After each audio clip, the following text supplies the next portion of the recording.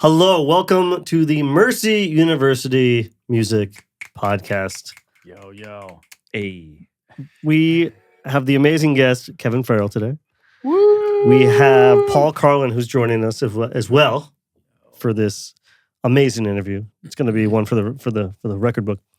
Kevin, What's up, how are you? my brother? How you feeling today? You feeling good? Great to see you both. I'm going to try to list a couple things here, and we'll see what I miss. But you're multi-instrumentalist, upright bass.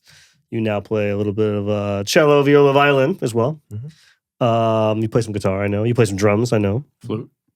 Oh, see? Flute. There you go. You are a film and TV composer. Yep. But you produce your own music as well. You produce artists. You work with artists. You teach in a lot of different places. Yep. But I'm going to leave that right here, just in a pool. Okay. Take me back.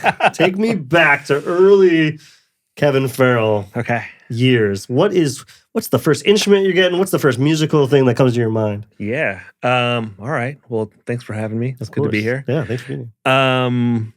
I grew up in Northern California, like Paul. I grew up in a very rural place, Yeah. kind of north of San Francisco, kind of on the coast. So, we actually, there was some music, but it wasn't like an urban center or anything like that. There were some people playing. So, my first instrument was piano. I took piano lessons, kind of not thinking much of it. Kind of like I took piano lessons, but I was also on a baseball team and I was also playing soccer. And it was just kind of a one of many things I was doing as a kid. It didn't really Was get a this lot of traction. Parental, like you should do this? Yeah, you should Okay. try it. Yeah. Somebody gave us an upright piano. Mhm. I think I played a song in like an elementary school talent show with my Nice. friend Mark. What But song? What song? I think it was a song. We may have composed it actually, but we didn't. See that? We Composer didn't. right away. You got It points? was- What's the points on that? You I still don't getting- remember. I don't remember the splits, but I remember we didn't win the talent show. Oh. So we did like Mhm. so. It was all right. Okay. All right. But I played some piano. I don't know that I was a kid who was like on anybody's radar. I was okay. Got through the first few books. I think in about fourth grade we were allowed to play an instrument at school, and I chose percussion, which meant like glockenspiel and these mallet instruments that looked like pianos. I thought I Yeah. could do it, and we also got to play the snare drum, which was a big deal. So my family got me like a drum pad, and I was just learning these rudiments and playing in like the elementary school concert band. And when I got to, I think it was maybe fourth or fifth grade, there was this kid. I'll never forget. I don't know if I should name names, but his name is John, and he was in my grade. Sean. And he had a drum set, and he played at an assembly in front of the whole school, and he played this awesome drum solo, like on this drum set. And I was like, "What?" Like, I just had this like a snare drum, and he had like a whole drum set, and he was playing songs, and I was like, I'm sorry, I'm trying not to curse here, but I was like, You can. We'll "This bleep is it out. weak. Like I need to do that. Like Okay. that's what's up. Like, I need one of taking those. drum Like, solos. so like, my dad bought me my first drum set, and You remember what it was?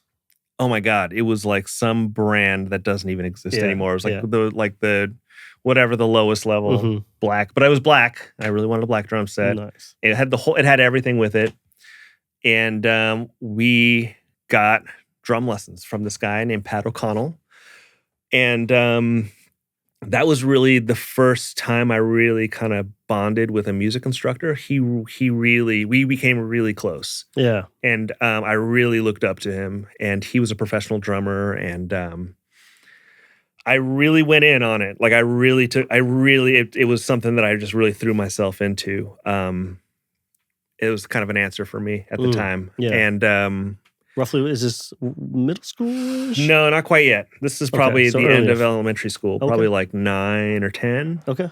Maybe like 8 or 9. And he kind of, he started taking me around town. Like he would take me to his gigs. He would take me to sessions he was doing, like in the studio. Like it was my first time ever being in a studio. Wow. Like he really kind of 10 years old. Yeah, he was really, I don't know. We had a really deep connection as just a teacher and student. And what had happened was, he is, it's a small enough town to where he knew a guy who happened to be my best friend Brian. His dad's name's Ken Winnett. Never forget him. He's still around. He's playing a trombone player. My best friend's dad was a professional musician who played trombone, which was like unbelievable. I was like, you can just play music for your job. Yeah. Like I had parents who both had government jobs. Like, and I was like, that's amazing. And it was funny because my best friend was not interested in music. So his dad also kind of took me under his wing. He was really excited about me being so serious about the drums. So my drum teacher and Ken wanted to get me playing more. So, where I grew up, there weren't great music programs in schools. They were pretty limited. I mean, I think they were doing their best with what they had. But Ken taught this big band class at the local junior college. And my drum teacher and him worked it out, so I would just play. They wanted me to play drums for it. So that was like awesome. Like that was like amazing. And I certainly wasn't like a child you see on YouTube or Instagram these days. Yeah. But I don't know, whatever. I played. Yeah, they allowed me to play and just play with these people who were much older than me. And I did. I took this class. It was like a night school community college class. I did it for a few years, and like by the time I was like 11, I had met most of the musicians in town and started playing out because that's amazing. Yeah, like just because this guy didn't pick up a guitar yet. They gave me a shot. They just basically were like, you seem, let's just see, let's just try to support you. And so I was by 11, I was pretty much playing out and playing around and playing clubs and just, playing gigs. Imagine people being let into a club at this age. It's weird. Now. Actually, I know 11-year-olds now where I'm like, damn, like that's what I mean. Like I know like I have interns that are 11. We have interns that are like 18, and I'm like, I don't know if I would take you with like that's right. Wow, that's like amazing. I could play well enough, and I was really eager to learn. Yeah. And I was also I knew enough not to interfere with what was happening. And, my mom would drive me to these gigs. We'd pile the drum set into the back of the car, and she would drive me all over town, and I would play, and people would have me, and and that was really. So was that like kind of freelance drumming style, which is pretty much just at that age feels odd. Are you getting paid? I was getting paid, and it wasn't like it wasn't a lot of money, but at that age, it seemed just to have my own money seemed like something, and I would be able to buy. Whatever, simple. If I needed, your mom had the cartage fee for the thing. Right. To be honest, I should probably We had a parent had to drive us to our first year of gigs, which is just like you don't think much of it then, but now I see this person once a year usually, and I'm just like, thank you, for changing my life, and just so people. The fact that people, I'm sure you've thanked them and talked to these people. But I've tried. I don't know if even that my mother had a set of drums in her home. Yeah. Like I was practicing a lot. I was like really like that's really where I went. That was like my really my safe space was practicing. Yeah. And even just thinking about having a family member starting on the drums right now. Right. I've tried to thank my mom for that period, and I don't know if I can really there's like really talk about that kind of gratitude. Like it's hard. Is amazing. Well, give it up for the people that support young musicians just because I get emotional even thinking about it because it's just like steep. These people change your life, Yeah. I had a lot of people who were really supportive of what I was trying to do. And I was also, I think, a kid who I think people knew that I was into music. So people would leave instruments at my mom's house. They're like, oh, he plays music, so you should just check this out. So I had at one point, it's actually a lot like my house now where I just have a lot of random instruments in my bedroom. Like there's a banjo, and there was there's a keyboard, and there was kind of some guitars I was kind of borrowing, and I would just kind of shuffle through them. so that was like the first real eye-opening thing. I think pretty early on, I was like, there wasn't really a question. I was like, I think this is it. pretty much what I'm going to do. I think I was okay at school, but I think I was pretty clear that, yeah, that's fine. But I think I need to be spending a lot more time on this. Right. And I just need to be listening and playing with people better than me and practicing as much as I can and watching as many videos at the time, which were VHS, and reading magazines and just being obsessed with trying to figure out how much was out there for this instrument. Yeah. So that's what I was into. Amazing. The VHS thing, that's fun. I didn't even have YouTube though either. So I lived in this weird in between. I didn't have either of those. I mean, I guess I didn't really have YouTube either. You would just go see people play, and that's kind of how you'd learn. Like, oh, you could do a harmonic, cool. I didn't never know you could do that. So but what are these you would get drum videos? Or oh my god! Or I don't really know about this. Pretty much anything, because again, there's no internet. This was probably the early '90s. So my thing as a kid, this is late '80s, early '90s. My thing as a kid is, if there was music on television, I would record it. I love that. I would just record, no matter what it was. If there was a drummer playing on television, I would just record it. And I would just rewind it and watch it. And I didn't really care. I just wanted to see what it was supposed to look like. I've learned I'm a visual learner. If I see someone doing it, I can make my body kind of try to do it the same way. So I would just, and that would be anything. This is the age of MTV. Probably had some of the best drummers on TV, it was whoever, whatever, active, legitimate musicians. Totally, yeah. So I would just really record and try to capture and rewind. And then I also had this thing where the local music store, you could rent instructional videos for $5, and I would just pirate them, put the two VCRs together, and it would just be whoever. Amazing. And it was mostly people I'd never heard of, but I assumed that if you had a video, you must be good. Right. Just someone made a video of you, so if you were on television, you must be good at something. You have to. So I should probably just copy what you're doing. So literally anybody of any genre. I was just really just kind of trying to work out this stuff. Did you have favorites? Yeah, totally. I was at the time. Dave Weckl was a huge. This was the Chick Corea Electric Band was huge. Yeah. I remember being really into Faith No More. He was on TV a lot. Guns N' Roses was huge. Matt Sorum was huge. Just whatever was on television. It was just whatever was popping at that moment. Drums were a really big part of my life for my early teens until I started playing bass around 15 or 16. And why that transition? I don't know. Whatever. I could try to explore it. My mom didn't have to drive me. It was small. I can carry it. I thought it would be easy. It seemed like I played guitar. I had guitar, but I wasn't great. I couldn't figure out chords at the time. I was really struggling to play chords, and the bass just seemed much easier. I was like, I think I can do this. Yeah. And the other thing was nobody played the bass. So I figured I would just play more music. Just people would want to play with me more. 100%. So I just was like, well, I could probably do this. I could probably put this together. So, Brian, my best friend, whose dad, I mentioned earlier, his dad got him a bass. He hadn't played it. Well, he played it to 3 lessons. Was like, no, I want to play hockey.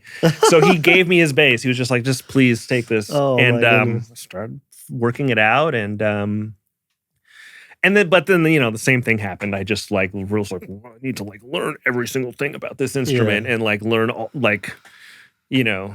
at the time the best players were people like John Petitucci and Victor Wooten, and I was like, oh well, that's how you have to play. That's how you have to play this instrument if you want to be good. That's what you have to do. Right. So I was like, all right, well, I got to figure out how they did this. Yeah. So the same thing happened. It was almost just like this obsession. And it was really funny too. I got to talk about my dad a little bit, because he was always somebody who was like, you should keep playing drums and you should keep playing piano, because that's kind of cool to have many skills, have a variety of things you can do. And I was like, nah, that's ridiculous. No, Petitucci, he doesn't play drums. He doesn't. No, you hear this. later come around to find out he actually plays several instruments. Like he's great at them, and but he planted a seed for me in that we'll have to call back to much later to now, which is right where you are kind playing. of that's actually something I think is really important to me. Yeah, in fact, you play so many things, and your world is making this music where you're playing so much of it, if not all of it, everything on it. Yeah. So that's high school. Through high school, are you taking music in high school, or is it just? No, I was actually still taking classes at the community college through high school. Like I just kept doing it. Again, the music program was not. There wasn't a lot happening, and there was also this thing where it was marching band. Which was really early in the morning, and I think that was another factor in playing the bass, was like, this is not in marching band. So like I was playing snare drum, which you have to bracket to yourself. Right. I was just like, no, this is not. You were playing the clubs till 2 a.m. Yeah, so I was also whatever. It just wasn't. I already had a music community outside of school, so it wasn't really happening. But I think in high school also. We've talked about this before. There was a really thriving punk scene in the Bay Area. So I was learning jazz and getting really interested in all types of music, really. But I really thought at the time that if you wanted to be a good musician, you had to learn either jazz or classical music, which is not true at all. But that was the best thinking that I could do in my teens. I think there's people that think that now, I'm sure. Yeah. So I was like, all right, well, I'll play punk rock, but I need to I don't know what I thought, but though there were like two kind of different worlds happening, but all my friends were playing punk rock. All my friends skateboarded. Yeah. There was an all ages venue 2 towns over. So we would play in punk bands. We would see every single punk show every single weekend. Me too. Me too. Yeah. And that was like kind of my social scene, and music for me, of course, for a lot of us was as social. To be honest, some of my practicing on some of this other music was pretty isolated, but the punk scene was pretty vast. And so that was another thing that was really helpful for me. That goes back to networking and community. You don't even realize you're networking, really, because it's community. You're supporting each other. Finding our people, really. Yeah. Sometimes the word networking has a different hue to it, but I think we just need to find our people, like, at any given moment. It becomes networking later. Yeah. Almost. In hindsight, maybe. Yeah. I would have not have been able to connect the dots. Right. Finding your tribe. So, I was playing and gigging. I started gigging on bass because I was, whatever. I was just told people, like, hey, I don't do this anymore. You done with drums? Let's try this. I quit drums at 14. And I really wanted to get it together really quickly so I could keep playing. Yeah. So I was just practicing like I was practicing a lot. But then there was practicing with that, just because I'm curious, because I'm a nerd, but is that at home? Are you playing along the records at home through a little amp, or like what do you? Every single thing. I was learning other people's music. I was learning tunes. I was learning to improvise. I was, I think what I would probably now call transcribing, even though I didn't think that's what it was at the time. I was just trying to transcribing actual tabs or sheet music or both. I would try to figure out fragments from things I thought were cool. Just learn it by ear, or at least approximate it by ear as best I could. Nice. I would get bass magazines and learn every tablature and the thing. I go just anything I would learn. There weren't at the time. It didn't seem like there was a lot of materials for electric bass or for upright bass, even really.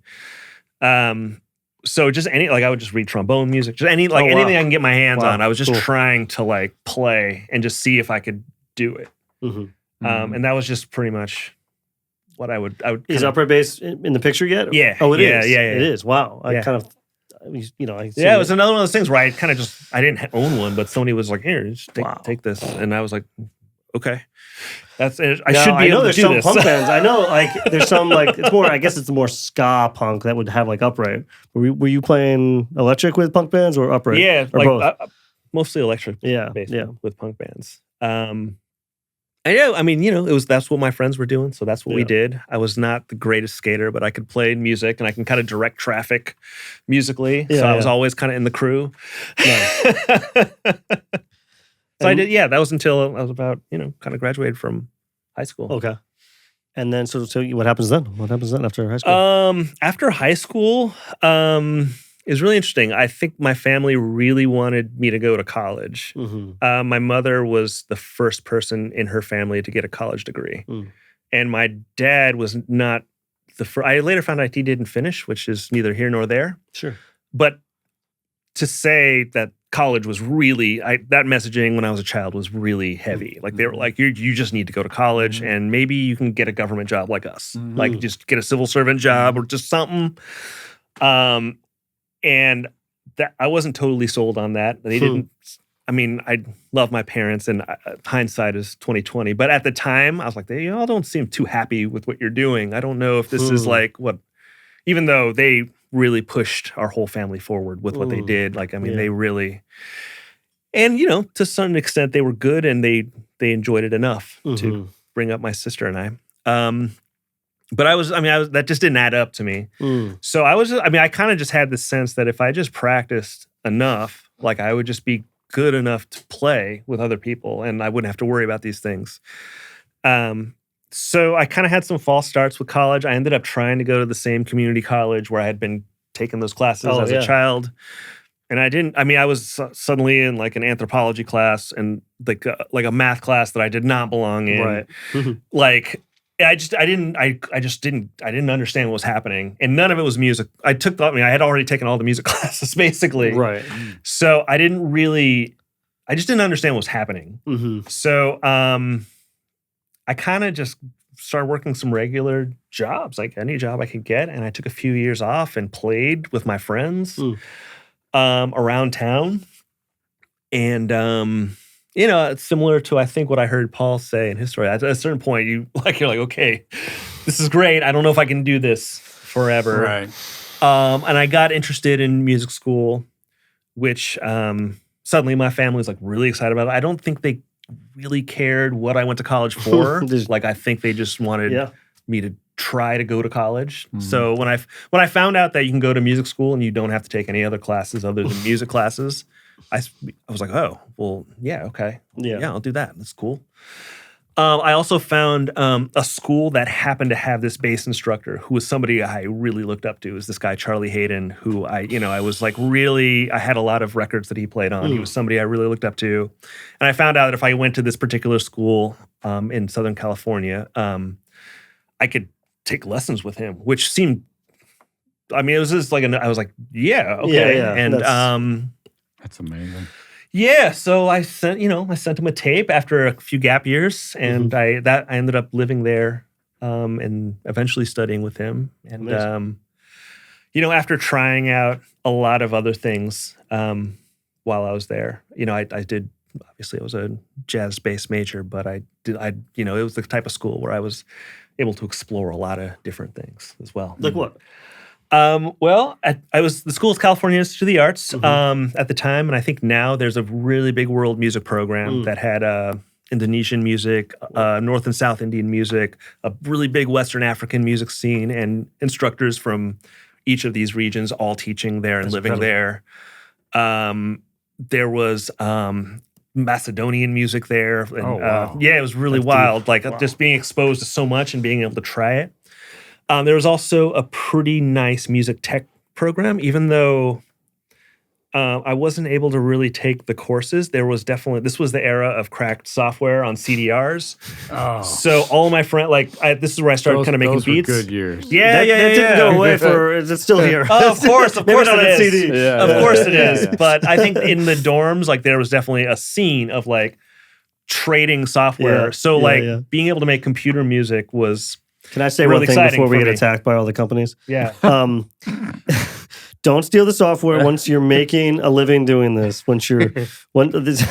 And just to be clear, don't steal the software at all. Well, but when you're making a living, you want to buy your tools. One, it's a lot easier. Two, you start to realize I know people that work at these all these companies.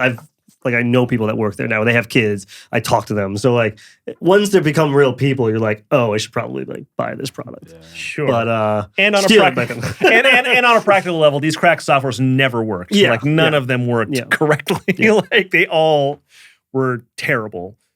excuse me. But just to say, like, that was kind of the social scene in the dorms was among music students was like new music tech and DJing and hip and like new electronic music and making beats and trading softwares. And almost like if you had cracked software, that was social currency. Yeah. That meant something. I remember that. Or I remember trading like samples. Yeah. Oh, you have so-and-so samples. Yeah. So you got the one-shots from... I got into that. Like that was something that kind of caught my attention where I was like really, where I wasn't deep enough to get into like really academic music tech stuff. I definitely was like in circles where people were really excited about electronic music and I wanted to make electronic music too and make little songs. And I even kind of less interested in really practicing as much. Actually, I glossed over that. Are you writing music at any of this time? So you're okay from the beginning. You're writing. Okay. I whatever, wrote music, put out. Are you fronting any bands or anything at this time? Fronting Are you like bands. writing music for band like punk bands or rock bands or any jazz bands? I mean, yeah, here and there. Okay. I think one of the things I think maybe I don't know if Paul has feelings about this, but I think coming up in sort of the jazz side of culture, I think it's always kind of assumed that we are composers and performers all the time. Like I think most of us everybody in jazz. I would agree with that. Every member of the band. I think culturally there's less of a distinction as there might be in classical music, but I think most of us, we're all just, like, of course, if I'm going to contribute a song, we're going to try to play it and we'll workshop it. Because I've been in bands where people like, they play bass, but they've never written a song in their life. I think in jazz, like more part of it. It's interesting. I think to the point where like I wouldn't have considered myself a composer. I was like, oh no, this is what we do. We just we're just making stuff. Yeah. And we're all kind of making it together, even though somebody. I think most people that are playing bands are writers and stuff too. But I can think of a few bands I've been in where it's like, I play bass for the band, or I play guitar, or rhythm guitar, or lead guitar. Yeah. We're always kind of co-constructing. Yeah. Like a part for your song. Yeah. What do you think of this? And I think that's part of any kind of style, but certainly is part of the jazz culture. Sure. And I think because of that, it took me a much longer time to really, when I introduced myself, hi, I'm Kevin Farrell, I'm a composer. Okay. For a long time, that was like, well, I mean, But yeah, I mean, today that's very much what I do. I compose music, often fourth stories. Do you? Maybe this is a question for later, but because it's funny when people, depending on who's asking, I have a different answer. You know what I mean? Because like you do so many different things, and we both do. Like one day you might be an educator, the next day you might be a producer, the next day you might be an engineer, next day there's so many different things. Which sometimes even in my head, I'm like, what am I? I don't even know anymore. I don't know if you feel that way because you're all these things too. You do so many different things, but you said you're a composer. Yeah, so if I meet you on the street today, I'm pretty clear about that's actually where it's coming from. Is generating. Yeah, that's cool. A new piece of music that didn't exist 3 seconds ago. That's what I want to do. Amazing. So you're there doing. Did you finish there? I finished there. You finished there. Okay. Finished there. And then I went to graduate school at USC. And that was, at a certain point, what happened was, it's so funny to think about this in process. But I got to Cal Arts. I got there, and I was like, I want to study with Charlie Hayden. He's the best bass player ever. He's my favorite. He's my favorite musician. And they're like, no, only you can study with him when you're a junior. Oh. So I was like, well, I'm not. I think at that point I was like, I just want to do something else. So I got way into African music, and like I got really into contemporary music. There was a lot of new music and contemporary classical music. I just literally studied everything else. Until around. I'm assuming there was other bass teachers, but you just were like, no. Oh, there was, and it was fine. But I think, I literally tried every single thing at the school, and like really. And then my junior year, I met him, and I really hadn't played as much as I should in the first couple of years. But I kind of locked in when I met him, and we had a pretty deep relationship, and he really. I had a lot of anxiety about leaving school and like being good enough to be a musician, not even be famous, but just to be a musician. Sure. And like, I just never thought, I don't know. I just had a lot of doubt. And he really helped me with that. He was just really redirected me and got me to focus on the music. Yeah. And really, if there's an issue with my career, then it means that there's an issue with my my commitment to music. I just need to really always refocus at all times. Music is always the first thing I should be looking at. What is the music doing? Yeah. I think that's amazing advice. Yeah. I mean, he really held me accountable to that for like 2 years. Yeah. So, what had happened was, and as happens, like sometimes we're kind of the big kid in our school, especially as we get into junior and senior year, and we're becoming more sought after. People want to play with us. People want to collaborate with us, as happens here at Mercy. Sure. Every once in a while, a musician from USC would come over and scare the living daylights out of us, basically. And, something was going on over there. So I applied and got in. And I was very fortunate to get in. And there was another person I studied with. There's a couple people there who I studied with who I got some pretty deep relationships with. And what's your area of focus there? Is it the same? It's like jazz performance, jazz performance. Okay. Who were you studying with there? I was studying with John Clayton and Alfonso Johnson. Okay. That's why Paul's here, because he knows his names. He knows his names. Approve. Are these real names? Yeah. I didn't make these names up, but maybe I should start. And yeah, they really, I think I really kind of, while I think in my undergrad I had some really big picture ideas, and we really things were more just thinking big artistically. I think I really I really drilled down on some more technical aspects of music then, and I got really into that. I also started touring and gigging and started working in LA quite a bit more. I had to take I got in and and then I had to take the first semester off because I was on the road. I kind of Amazing. It was kind of great, but right. It was, I had a lot of pride in being called to work. Sure. And I was also admitted to this program that I was really, felt like it was difficult to get into, for me at least. And yeah, so I was starting to kind of work in Los Angeles. All types of genres, or yeah. So there was a lot of course, there's a lot of jazz music in Los Angeles. There still is. There's a lot of great musicians, but there's also, of course, a lot of pop music and a lot of indie bands. Really all types of stuff. And I was pretty much doing anything and everything. Yeah. I think at the time, that was my understanding of being like a great musician, was that you could probably respond to any call and deliver something, which, again, I don't know if I believe that anymore. But at the time, that was important to me, that I could do a wide variety of things and I guess do them authentically enough. So anyway, I was taking pretty much any call, anytime the phone answered, it almost was like a challenge to try to show up for it.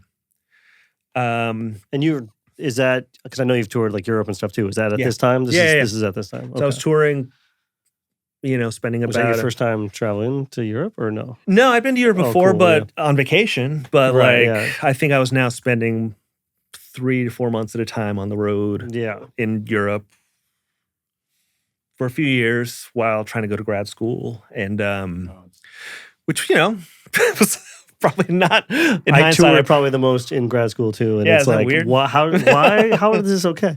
Yeah. And then I think from there I moved to New York. But I think because we hang out all the time, and you talked to me that you were like coming to play jazz bass. Yeah, that's what I wanted to do. I really thought that I was, again, in my mind at the time, which was very immature, I really thought that I needed to move somewhere else to find more challenging music to play. Or something or to find more opportunities for whatever grandiose ideas I had about myself. Sure. So yeah, I moved to New York, and I also had, I had a pretty firm crew of friends who had already moved out here. And but as soon as you got here too, you're kind of working with some studio friends as well. Yeah, and so that's pretty cool. I had no intention of getting into the studios other than my friend Antoine calling. But I really he was also a jazz musician. What's your relationship to music technology at that point? Do you have anything? Yes. So I had a PC copy of eMagic Logic. Pre-Apple. Even I came into Logic before cracked Apple. version of eMagic Logic on my Chromebook. And that's why they had to sell it to Apple. that was the last. Yeah, they were like, there's like a map with like a push pin in Brooklyn. Yeah. So and yes, I was. It was one of those things where again, this is I don't believe this now, but like me making little beats was like this kind of weird secret. Like people can't really know about that. That's not what I'm seriously into. Right. Like I really want to do this thing that like, but I make little beats. Sure. Like, and me and my friends make beats, and we trade softwares, and that's cool. Like, but I'd never really thought that was a thing that. This sounds really crazy, but like it's almost like I had to give myself permission to just do that I can full see that, time. I get it though. Yeah. Like I felt like, what would John Clayton say? Like, that's all right. What are the like that was always the thing. And God bless John Clayton. Like Right. he really helped me out a lot. But it wasn't really about. It took a while for it to not be about that. Yeah. And yeah, so I actually kind of caught the tail end of. I think this jingle scene that Paul was talking about, where and even then it wasn't like we were just like writing jingles for a specific thing. I think it looked more like these sort of scattershot library pitches where we were just writing as much music as we could and just seeing what stuck. Mm-hmm. And you've told the story where, remind me if this is true or not. You'd be sitting on the couch with your bass for like 12 hours, just to be like ready, just to be like, okay, now I'm doing the bass part. Yeah, so so I worked with this company called Dirty Soap Entertainment. I eventually worked for this songwriting team for Atlantic Records, and yeah, that's kind of what it was. I was observing. They would just invite me to the studio every day. Yeah, and it was really for how heavy it felt. It was pretty informal. Like I would just be there. There'd be a session going, and at a certain point, they'd be like, "Hey."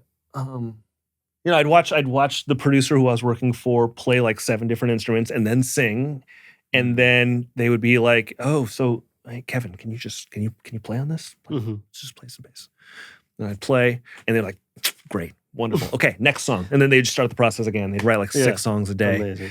So well, let me hold you right there because there's something happening. There's got to be something happening. While you're sitting there, you're obviously listening and you're making a chart in your head and you're memorizing the structure of the song. Like you have to be, right? I did. So a lot happened in those days. It was the first time I ever saw someone use an MPC. Mm-hmm.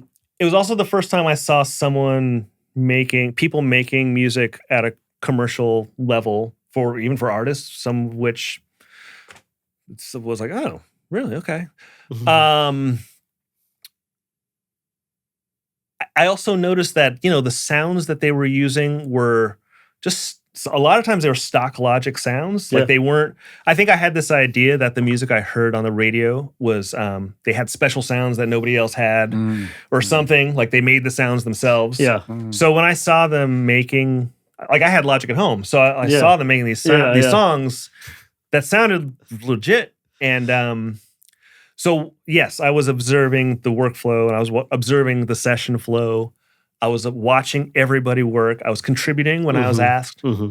And then every single night I'd come home at about 3 or 4 in the morning and I would try to remake all the songs that I had seen them make on my little laptop. That's cool. Yeah, that's cool. Which, I couldn't quite get it. But it was almost like it was before we could record on our phones and not that would have been appropriate at all. Right. But I would come home so excited and I would really just try to like, okay, I think he did this. I think it was kind of like this. And I have like on my little Chromebook, I have like all these tracks that are probably not as good. Yeah. Like me trying to kind of like but it's modeling. I'm trying to like practice and copy and even in my mind be the same. Yeah. That reminds me of you're like really practicing the method. I was really trying to hold on to what had ever happened that night before while it's fresh in my mind before going to bed. Just like you were saying about the stock sounds, I remember this band that I used to see live all the time. They were amazing. They had these amazing like electronic elements to their set. And then I was going through Reason. This is like 15 years ago. I was going through Reason, like just presets. And it was like all the sounds of Reason. Yeah. Wait, are you serious? They were just patches. Like not even like that's the exact, that's not, they didn't change it. That's the exact sound. Yeah. And that happens still. It happens all the time now. And I've almost embraced it now. It's like, yeah, everybody. It's like I kind of came up in this time where I was like, I gotta make all my own samples and my own library and this. It's gotta be unique. And then it's like, yeah, just use the same. Yeah, and it's liberating. And it's also like it's about what you do with it, right? Yeah, of course. Because you're not going to do the same. You're going to use it the same. No. And you know that kind of speaks to like the idea. There's nothing new under the sun. It's what you do with it. Yeah. You know, everyone is using the same materials. Right. Well, especially now, we talk to students, like everybody has the same plugins and DAWs. Right. Mm-hmm. Like this stuff is less and less what is making, it's important, but like every producer has, access to the same. Mm-hmm. I mean, there's a price point of entry, of course, and there's certain things, but the level, it feels like an even slate right now, like where it's about the music and about how you use these tools, I think.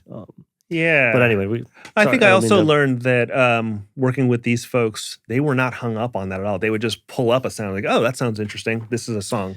Well, they made it about the music, right? Yeah, they made it about the music. For me, I was like, no, this sounds not quite right. It's like, oh, I need to change the filter. Mm-hmm. Like they were not living in that level of minutia. They were just like, I am feeling something. Yeah. I want to make it now.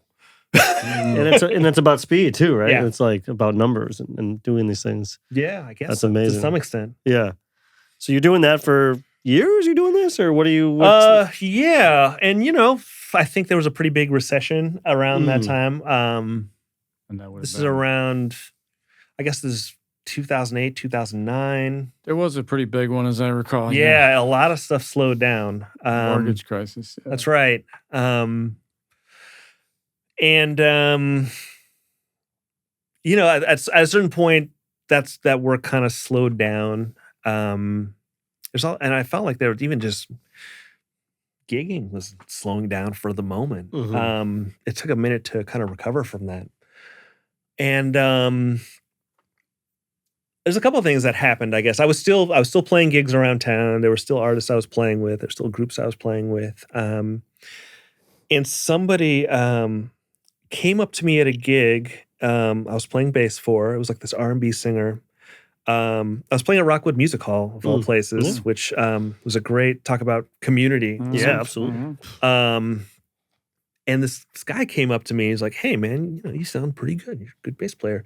Hey, do you like make beats at all?" I was like, "Yeah, actually, I make some. Do I? I make some. I make little beats. He's like, "Man, well, you should. My company, like we take beats and we kind of try to put them on kind of television. And I was like, "Why don't you send me a few things?"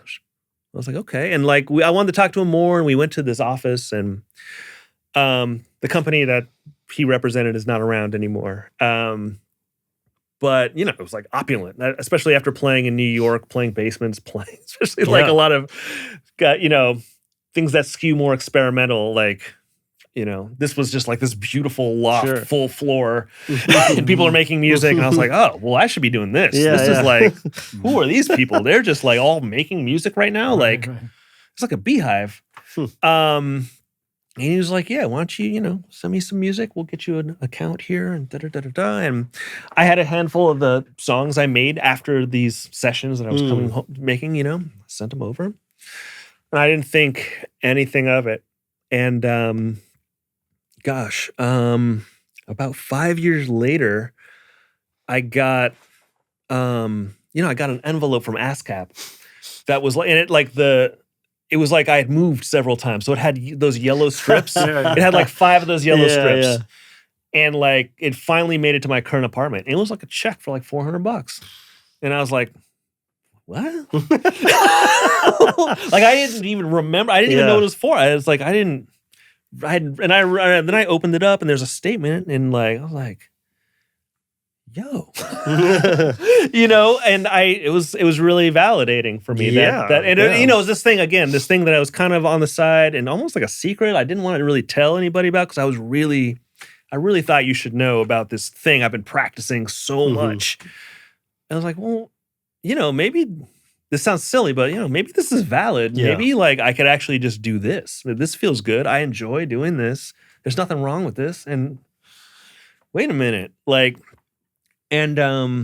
I kind of started putting a lot more focus into that. And, I'd been to some of these jingle houses. I think I grew up in an era where there was always a little jingle house. Even small towns had a studio. Yeah. Where, the local hardware store, they could get a song written for them. Yeah. And I remember always just thinking, how do you make a studio? Like, how do you even start? Like, how do you record a song? Like, what, these must be like really, it must just take a lot of money to even get in the game. But I think once I'd seen people using Logic and, now I guess I had the same equipment as them. So I started putting a lot more energy into it. And I really committed to it also. At a certain point, I actually had to stop.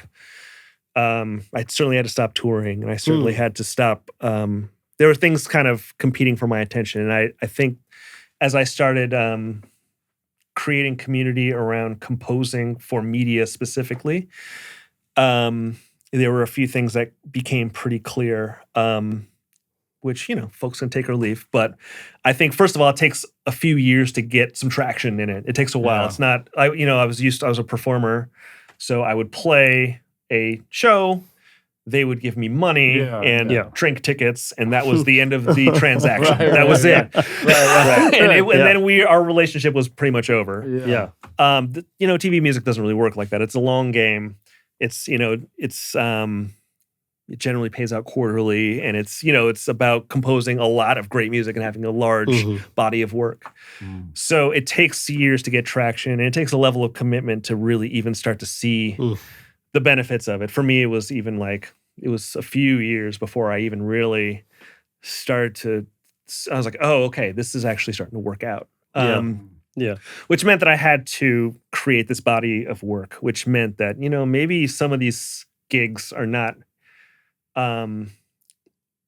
if they're not really getting me to where I want to go, I should probably start saying no to certain things, which was really hard for a while. I was actually working quite a lot, which gave me a really good feeling. But if I knew that this is not what I want to be doing when I'm like 70 years old, then I should probably start preparing for what I want to be doing or where I want to be living when I'm older. So I really had to, there was a few awkward years where things were just it's really slow hard in the interim. And we've had this conversation, I think, because everybody, I think, deals with that that wears multiple hats. But it's like, there was a friend that's a mastering engineer that was similar. I think he was like, I have to start saying no to recording sessions because I'm going to keep saying yes to these. I'm going to keep being the engineer. It's like, no, I'm just the mastering person. It's like, and you're having to say no to certain things. Or you have to say no to touring, which is making money in music is hard enough. And so to say no to something is I'm sure that takes a lot of guts to live in that world and do that. Yeah, I don't know. Maybe there's many people with many different stories, but I'm speaking for myself. I had to at least, if I really wanted to see this thing pan out, I had to kind of commit to it. Yeah. And I'm glad I did. I'm really happy with the work I do. I really am proud of it and really enjoy it. I enjoy waking up and writing music. I enjoy the collaborations that I'm involved in. And, but yeah, there were fallow times as I made that transition, and I had some pretty hard lessons. I think around this time I started getting interested in education too, and I actually got invited to kind of do some teaching, which was really helpful in that transitional time especially as I started to try to put together a studio and try to, make music that was competitive with what else was out there. So yeah, I've since then I've really been focusing on music for television and film and an occasional modern dance piece, an occasional video game, but mostly film and television. And when you say a lot of songs, I don't want to guess because but we've talked about the number, but like how many pieces you got floating around right now? 2025? Well, I'll tell you. I mean, if there's a number you can even. I think the number of published works today. What is today? July 22nd. Yeah. I think I have about 660 pieces published. I would say but those are the ones that have been accepted into catalogs. Mhm. So for every piece of music that's been accepted, there are several that are clunkers. And that doesn't include some. And that doesn't include probably a couple hundred other work for hire stuff too. Yeah. And this also, just for people listening to Sure. it doesn't count on like those sessions you're playing on or sessions you played on here. Sure. Even, I'm just talking about pieces just like cues I've submitted for broadcast because I television. get a lot of people say, "Oh, I got my catalog. You got 10 songs." I'm like, "Yo, No, it's great. You gotta and whatever. Like for different people, it's You different. have a table of contents. Yeah. I mean, for in my line of work, having a large body of work is really helpful. And good and amazing too. For someone like Kendrick Lamar, that might be different. Maybe. Well, those are very different. That's a totally different field, and Right. I'm sure he has hundreds of songs we've never heard, Sure. but his offerings are very curated. Yeah, and we appreciate that. Like that's really cool, right? So I don't know that people. And whatever, even me putting a number on it, I have mentors who have more, but I also have people in my circles who it's not whatever. It's not the number's not important, but I think overall, I think I just like to translate that having a body of work is pretty important to me, though. I guess I just wanted students to hear that it's not 10, it's over 100. Right, but right. you know what I mean? Of quality, of curated, well curated. 660 something that have been. That are in the marketplace. There were hundreds that led up to that, and there are probably hundreds behind it, and there are thousands. It doesn't more. make any exact number doesn't make it like you ready or not ready to. It's just Right. You know, It's something to aim for, though, right? Just to know what it takes. Yeah. Right. I just feel like a lot of our students, I don't know, I wrote the song. It's like, well, Yeah. probably. Well, even I don't know. Sometimes it is. For us, like even we were talking about Josh Ritter. We just did an event with Josh Ritter recently, and I mean, how many songs? Like how many? Like he's in a different field, but like he's pretty prolific, and he has a lot of music out there. I think the bottom line is that there's for me, and maybe I'll project onto Josh. I don't know him that well, but there's a devotional practice. Like we just wake up every day and do this, whatever the number is. It doesn't matter, but there's a consistency to what we're doing over the years. It's not. I'm not obsessed with the song number 7, and that I'm not stopping the film there. No, I'm just going to wake up and write some more. Favorite songwriters keep like their office hours like that. That's right. It doesn't have to be exact every day, 9 to 5, whatever. But I mean, but I think it almost does, honestly. To compose or write songs, whatever aspect of it. Like you got to get up and you got to do it every day. Yeah, there's a practice to it, and that's the muscle. Yeah, it's the same as when I was practicing an instrument. I really wake up and really take seriously that time where I was like. And by the way, for our engineer students listening, I feel the same about engineering. Yeah, it's an instrument. You have to do it every day, totally. and you have to practice it. And it's a muscle, and that's learning the language. Yeah, and learning to be really fluent, and then hopefully do something new with it, or find something new to say. We skipped over. So I'm sorry. Go ahead. I was just gonna say, like hundreds of songs, but I mean, it actually is not. If I'm just doing it every day for years, then that's a reasonable thing. Right. That's what I'm saying. Right. Yeah. That's because I'm committed to doing it. I'm going to write hundreds more. This is what I do every day. This is what I love to do. But maybe we skipped over some of it. But so you're starting to teach. Yeah. Take me through some of that world, if you can. Yeah. One of the things that happened when I got to New York was I needed a bass. I didn't have an upright bass yet, and they're very difficult to travel with. Yeah, and expensive. And it's a whole thing. So when I was in Los Angeles, I had a friend who was like, you should call this guy I know. I think he has a bass that you can borrow. Excuse me. And this guy, so I got to New York and I called him, and he certainly did, but it was at this school. He was like, hey, why don't you come down to the school and at the time he was working on his doctoral thesis on music education, and he really wanted to learn how people got better. He was interviewing all these really famous jazz musicians. He was also interviewing amateur musicians, and he was interviewing these high school students, and he was building this program there, and it was part of his research. but he invited me over, and he was like, "Why don't you just come check this out? Just hang out." And it was like this really pretty fancy private school. There was like a chef, and there was all this food. So I would just go and I'd eat lunch, and I would just like kind of watch. I would just observe, and then like after the class, we would hang out and we would just talk about, so what did you think and what did you see? And I would talk about what I observed. And we would kind of chop it up, and he's like, well, how did you learn? Did you learn more from books or from people or from the teachers? And we would really dive deep in it. And I just kind of ended up hanging out for a couple of years. It was another one of those things where like he was like, well, all right, well, why don't you come back next Thursday? And I didn't know it, but I was shadowing him. I think if you're getting your master's in education, you're required to do this kind of thing where you just follow teachers around for a couple of years. And that was not my intention. I didn't really want to teach necessarily. But there I was. During the day, if I'm a working musician, the days were free. If there's a place to eat lunch, and we just hang out, and I'm just kind of, there's instruments there. It was another thing was also that it was a place where I didn't need to be like a great bass player, which was, in fact, there was always instruments missing. So if I could fill in on any instrument, that was actually really great. They were like, this is cool. Like being kind of crappy at some remote instrument was actually far more important than me being really exceptional at the instrument that I had really dedicated myself to.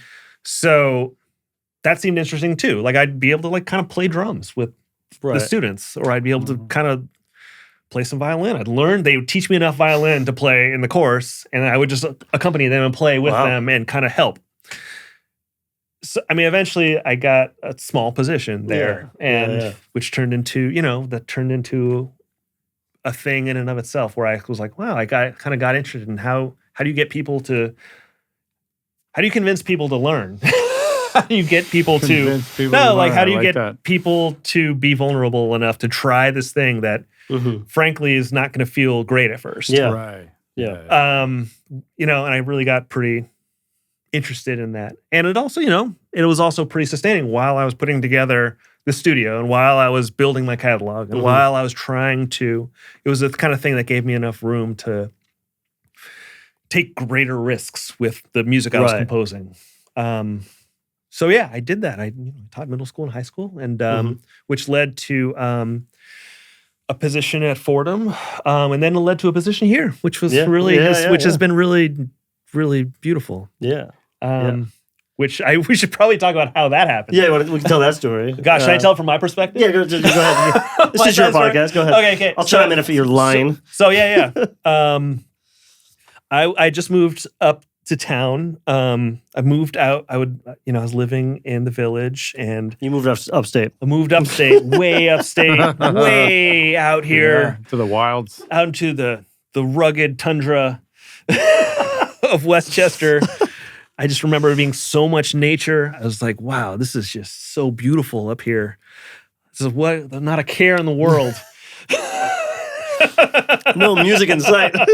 Throwing flowers in the air. Yeah, right. It really was like that. And I discovered the Aqueduct Trail, and I was walking with somebody down the trail, which seemed like such dense forest at the time. I was like, wow, this is incredible what they've done here. That they've preserved. They still have trees. Yeah, there's some trees. It's like, which, anyway, so I heard like music coming out of the trees, and I was like, you hear this? Like, I was like, no, seriously, I think there's like a band playing. And I kind of just walked through the trees until I found these buildings, these white buildings. I heard it, and I just knocked on the door. And there was Sam. He answered the door. He's like, hey. You were just like, hi. I don't remember. You were like so I welcoming. Was really busy that day. You were just like, come on in. Yeah. And I was like, what? What is this? I didn't even know if it was It was the biggest festival we've ever thrown here. There was 300 people. It was the very first West Fest, 2019, before COVID. Before COVID. And it was like it was 3 stages. I think we had a stage in here, D, and upstairs in the Victory. So it's just like, it was fate, because it was like, most days, yes, there's music here, but you're not going to hear it from the Aqueduct every day, right? But this happened to be like, it was a day in May. It was probably the first weekend in May. And we had like it was just slamming. It was like one of the coolest events we've ever had here. And yeah, I remember you knocking on the door. and you came in and showed you around real quick, but I was like scrambling, man. It was just like I didn't even know that this was a school. Yeah. I was like, wow, the studio is beautiful. It's in the woods. Like, and there was a band playing. There was like an audience. It was like packed. Did you stay? Like, well, I feel like I you did. stayed and watched some We music. hung out for a second. I was like, this guy seems cool. This guy's great. So yeah, we became friends, and which I'm. But even after that, it was, obviously we weren't friends right away. But I think we must have traded numbers or something. Yeah. But what happened more, if I'm remembering this correctly, is during COVID we kept running into each other on the Aqueduct Trail. That's right. Because it was like all you could do is like go out and walk. Right. So we'd be listening to music. That's right. And I think we would just be like, "Oh, what are you listening to? This and that." And sorry, someone's calling me. And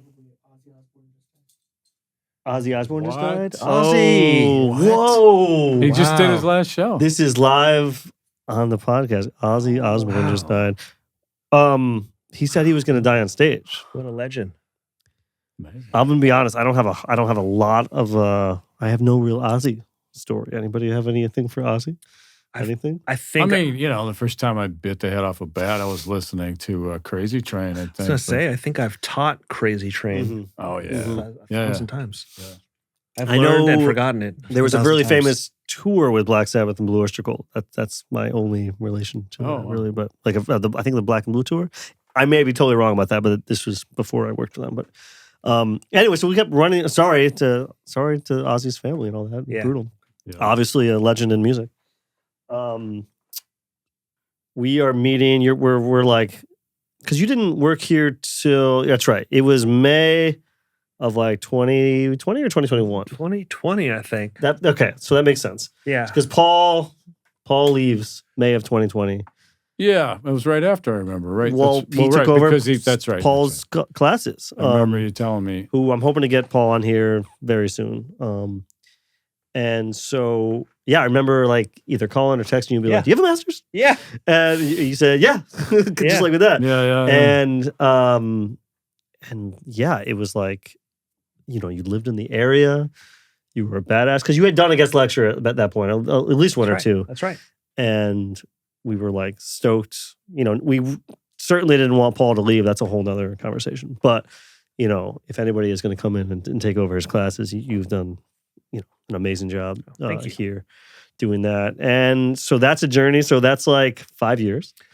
Yeah. Speak on those 5 years. How do you speak on this 5 years? I will say I hope I was able to contribute something meaningful to everyone in this Mercy community. I think I've certainly gotten more out of it than I could possibly, than whatever my students have gotten, I've gotten tenfold, from being around the people here and particularly being in the community of audio engineers who teach here, yourself included, just being able to, a lot of audio engineering feels like the dark arts a lot of times. So to be able to not only befriend people who are in the field, but also to be able to look over their shoulders and be in these spaces and these rooms while the work is happening. I'm constantly learning, constantly. It's really been pretty life-changing for me to just be able to, just for you all to let me float in and out of, especially you and Noble and Lacera and Ward and